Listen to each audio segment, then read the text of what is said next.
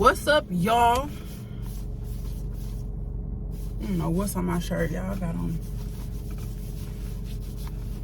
this dusty shirt today. I hope the air conditioning ain't too loud. Let me see. What's up, y'all? I am working right now. That's why we in a car. And that's why I'm looking dusty. And that's why the camera's shaking. All of that. But I had got in my feelings real quick. And me and my wife talk about this all the time. And I really want to get the opinion of y'all. It's like, I need to wipe my camera off because it's a little fuzzy, blurry, whatever the fuck. However, for some reason, all the lights green. Now I'm on the freeway. So y'all bear with me. I'm not at the house with the setup, you know, where I can give it to y'all how y'all typically get it. Oh, and what's up? Welcome to the vlogs, because this is King's Corner. I react over on this channel, but I also do whatever the hell I want to do. Why? Because this is King's Corner. This is my corner. It's my space to share whatever it is that I want or need to share. But I came on here. I don't know if any of y'all watched Real Love, Mary J. Blige movie. They aired it on Lifetime and a couple other apps or whatever. On Real Love, not Real Love, actually it was Strength of a Woman. But y'all, we can refer to both. Real Love, when old girl went to go meet old dude parents, the mama was shitty to her, right? Real shitty to her. That was on Real Love. No spoilers for real. When she went and met her on Strength of a Woman, the mama was nice as fuck, right? And so she trying to figure out, like, fuck wrong with your mama? Like, she cool. Like, you know, she came around. And he expressed to her, like, oh yeah, she got cancer. So I had to pause the TV. If you watching something with me and my wife, this sun is giving me an automatic filter, and I don't even like it. It ain't even a cute filter. This sun just got me fucked up. Let me put y'all that way. There we go.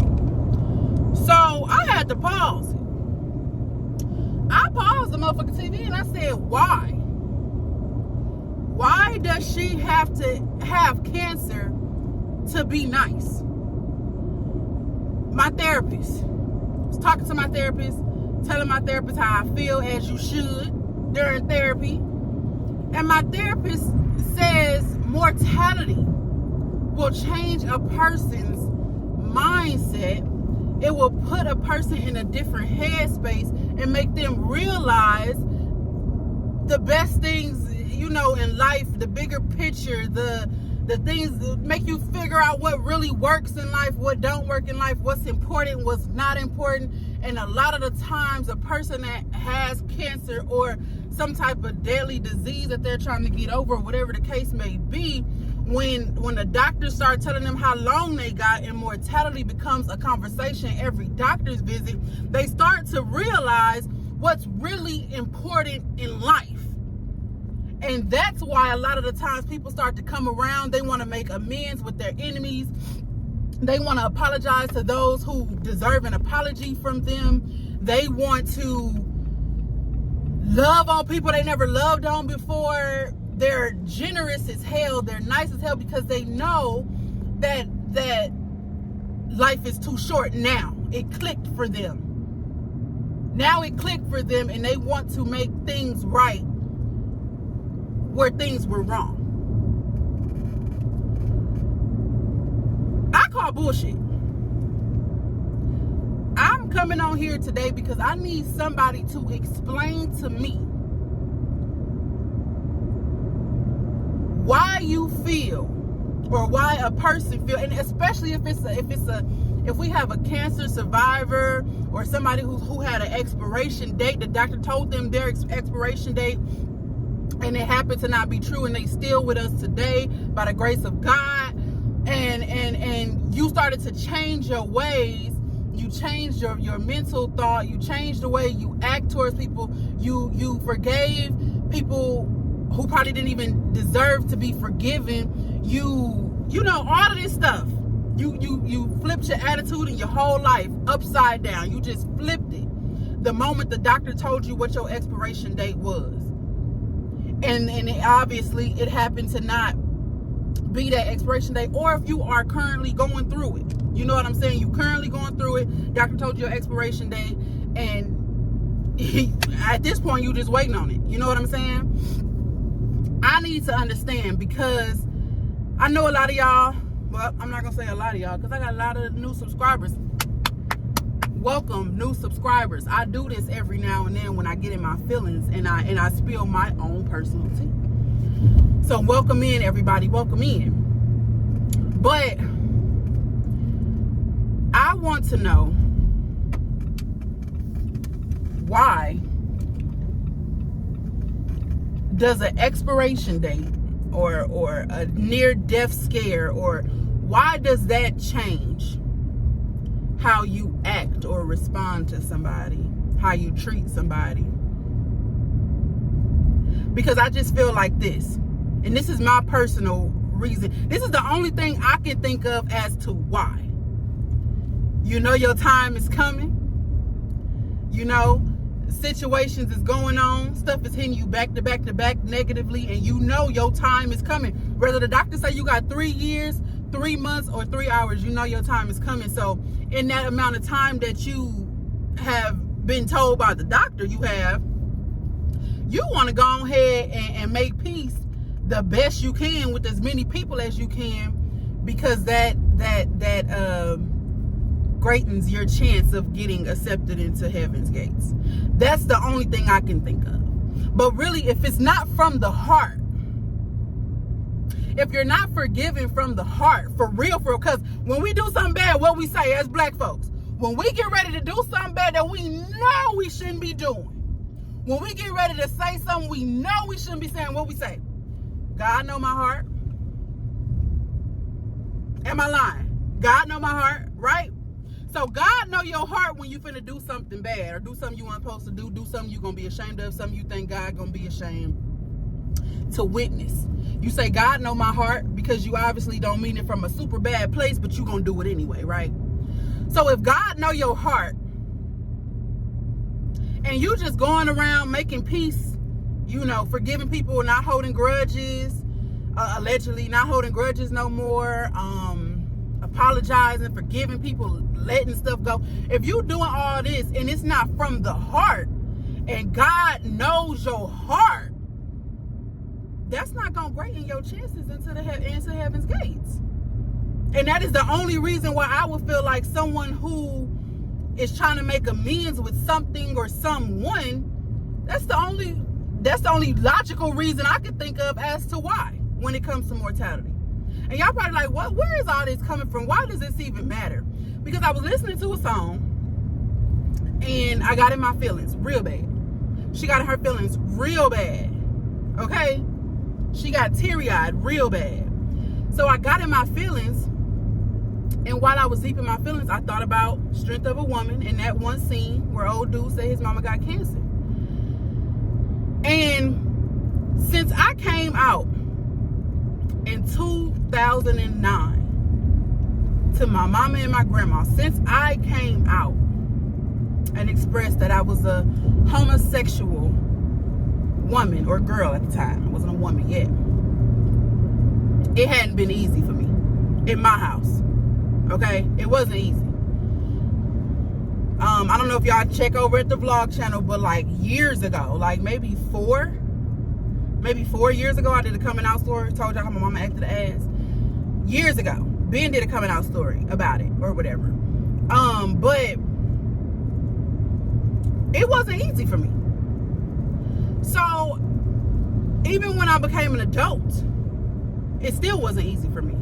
And then I feel like, especially because I moved from my home state to another state, that made it even harder for me. And I thought that it was gonna make it easier for me, but it made it like almost even harder for me.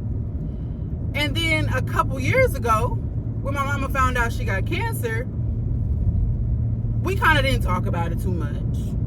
You know what I'm saying? There wasn't too much said about it or whatever.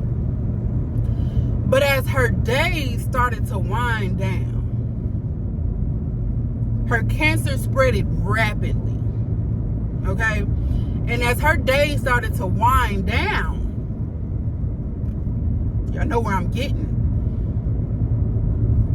I started hearing more, I love you regardless. I love you no matter what. I love you even though. I accept the fact that whatever.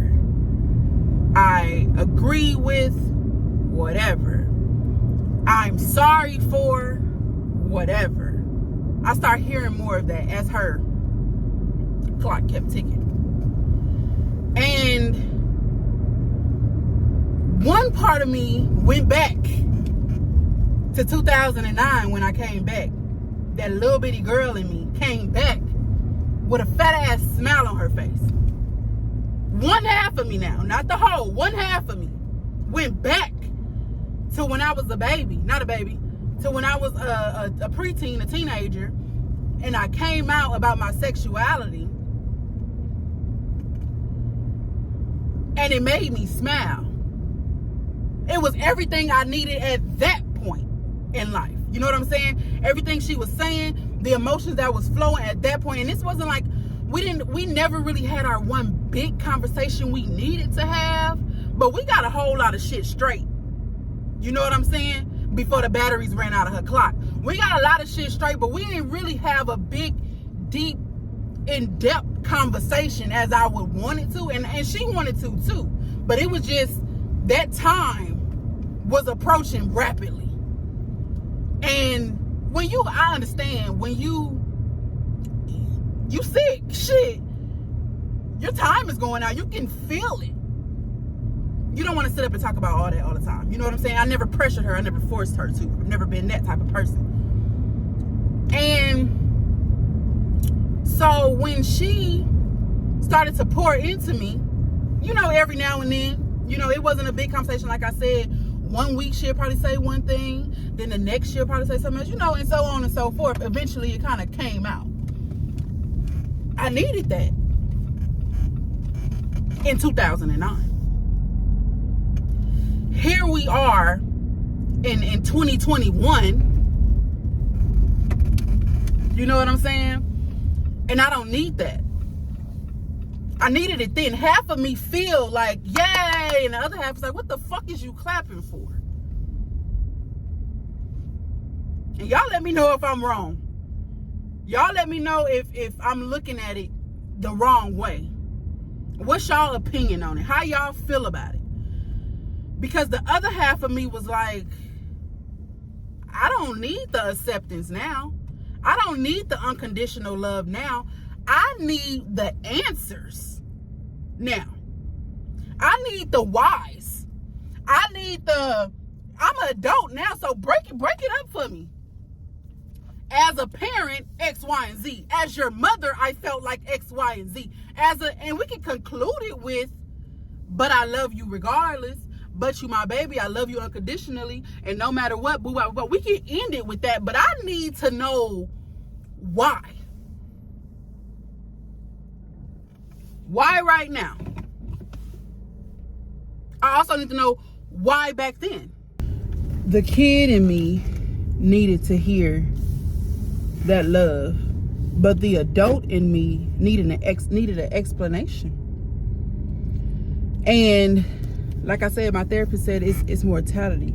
It brings them around. It gives them clarity on what's really important in life. But I just feel like that's not gonna rock with me. I need somebody to explain that a little bit better. I need somebody to make me understand a little bit better. Cause right now, I'm not getting it. Yes, I'm the kid that always got their hand up in class because they just not getting it. I don't get it. I'm gonna need somebody to make that make sense to me.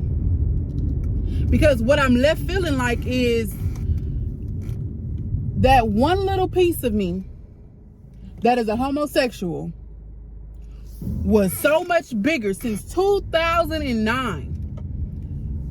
My whole life after 2009, the one piece of me, which is a homosexual, was greater. The negativity, the negative impact of being gay, the negative viewpoint of being gay, however you want to put it, was greater in my mom's head than everything else about me. That's what I'm feeling like. That's what I'm left feeling like. I'm left feeling like you couldn't accept, I would even say overlook, because some parents do, they just overlook it. Not that they accept it, but they not putting no energy into letting you know they don't accept it. You know what I'm saying? They don't accept it, they just don't accept it. So you put a lot of energy into not accepting it and making sure that I know it ain't okay and all of this. It was so much greater then. Now your clock is about to stop ticking, and like all of a sudden you see how wonderful of a person I am. That's what I feel like. I'm not saying that's what it is. I'm not saying that's how she expressed it to me, but that's what I'm left feeling like. All the other accomplishments I've made in life, all of the positive things I've done in life, all of that is overlooked. It's not as great as the negative impact of being a lesbian is. And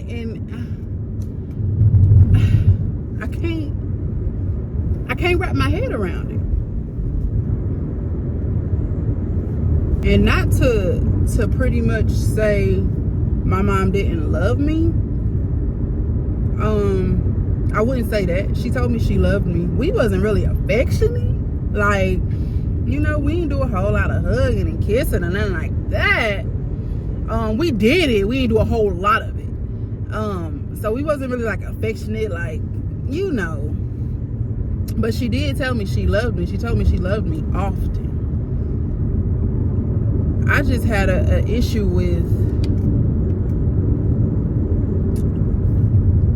why you can't love all of me. Because it definitely felt like the love was split. You know? I don't know, like, why you couldn't accept me for what and who I was. You know what I'm saying?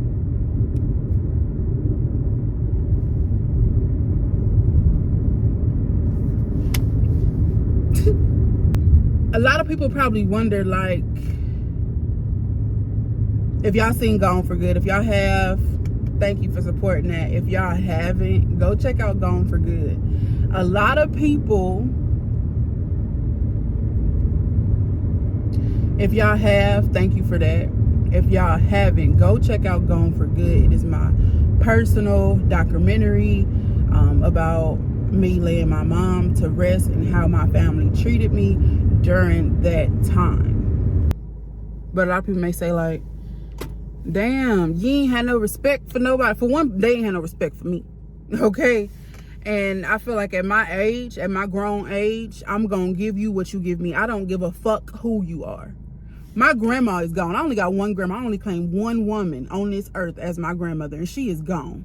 Okay? My grandmother is gone. I also ain't got her to, you know what I'm saying, to crumble up my lips. I ain't got her to put me in my place. My grandma gone. Then my mama gone? Bitch, these hands is for anybody who want them. You know what I'm saying? I ain't gonna hit no old woman. I'm gonna try not to disrespect the old woman, but if I feel like I'm being disrespected, just know I'm gonna disrespect your ass back. And my disrespect gonna hit harder because I'm younger. So by default, I got some shit to hit you with, some shit real quick. You know what I'm saying? You gotta probably sit and marinate on some shit. You know what I'm saying?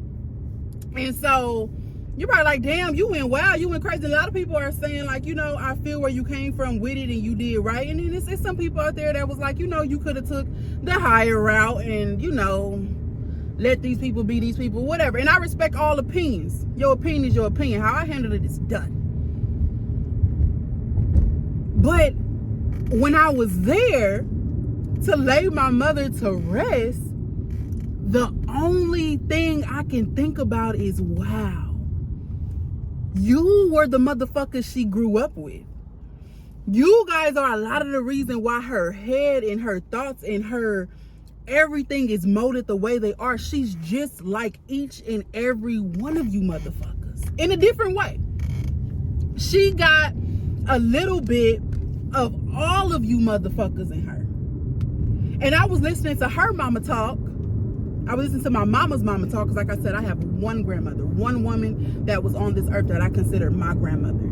I have one, and she's gone. So my mama's mama, okay, was talking, and she couldn't even say the word lesbian. You know, because such and such was like that, and such thought they were like that. What is like that? It's homophobic. I don't care how you try to put it, you're homophobic. You're homophobic. So when I'm done dealing with you, because I'm gonna have to deal with you because we're laying your daughter to rest. So when I'm done dealing with you, I'm not gonna deal with you no more, because we never dealt anyway. You never earned the grandma title. So why do we have to keep up a conversation? So when I'm done dealing with you, I'm done with you. Again. Been done with you. I didn't need you. Obviously, I didn't need you when shit was going left back in the day.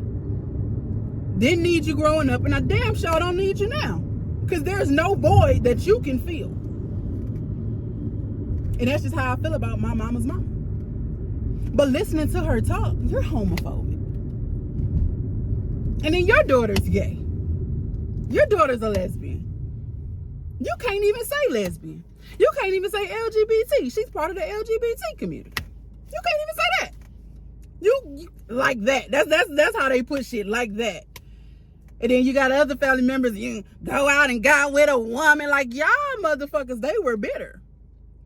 But when I was there, it was mind-blowing. It was like 2009 all over again.